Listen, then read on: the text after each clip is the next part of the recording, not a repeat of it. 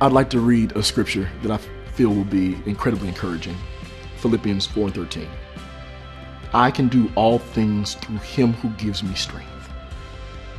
Of course, the him is Christ, but did you notice the I in that verse?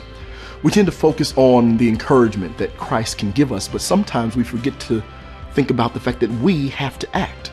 A lot of times with those of us who grew up in Christendom, there's this reverence and this way we cling to God as the facilitator of every single thing. But of course, we know that God has given us the ability to make choices, to take actions. Whether the idea is from God or it's the call just to be a parent or a spouse or an entrepreneur, that can come from God as well.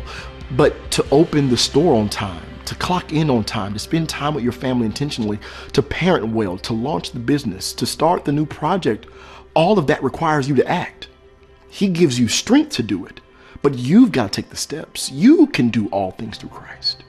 He can do all things through a rock if he needed to, right? So the partnership that we come into with him is because he wants to do it with you. You have to make the choice. I believe in you, and God believes in you more.